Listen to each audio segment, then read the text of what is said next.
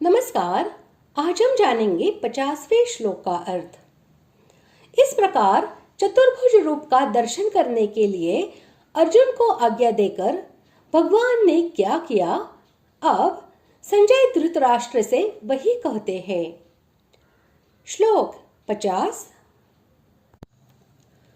संजय उवाच इत्यर्जुनं वासुदेवस्तथोक्त्वा स्वकं रूपं दर्शयामास भूयः आश्वासयामास च भीतमेनं भूत्वा पुनः सौम्य वपुर्महात्मा।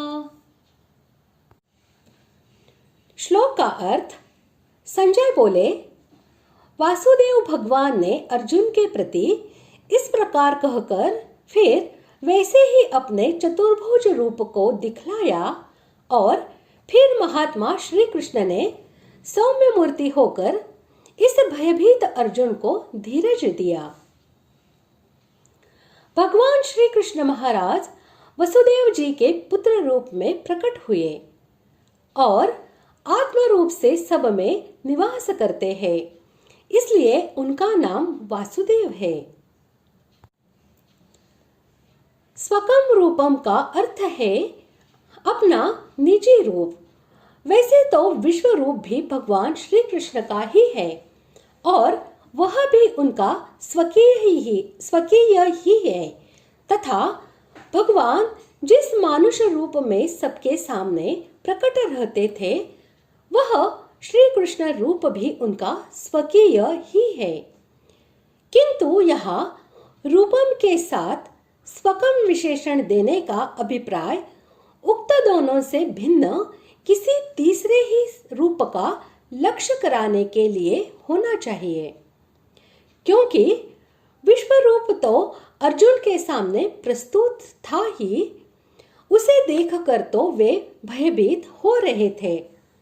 अतएव उसे दिखलाने की तो यहाँ कल्पना भी नहीं की जा सकती और मानुष रूप के लिए यह कहने की आवश्यकता नहीं रहती कि उसे भगवान ने दिखलाया, क्योंकि विश्व रूप को हटा लेने के बाद भगवान का जो स्वाभाविक मनुष्यावतार का रूप है वह तो ज्यों का त्यों अर्जुन के सामने रहता ही, उसमें दिखलाने की क्या बात थी।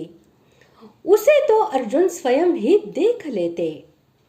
अतएव यहाँ स्वकम विशेषण और दर्शयामास क्रिया के प्रयोग से यही भाव प्रतीत होता है कि नर लीला के लिए प्रकट किए हुए सबके सम्मुख रहने वाले मानुष रूप से और अपने योग शक्ति से प्रकट करके दिखलाए हुए विश्व रूप से भिन्न जो नित्य वैकुंठ धाम में निवास करने वाला भगवान का दिव्य चतुर्भुज निजी रूप है, उसी को देखने के लिए अर्जुन ने प्रार्थना की थी और वही रूप भगवान ने उनको दिखलाया।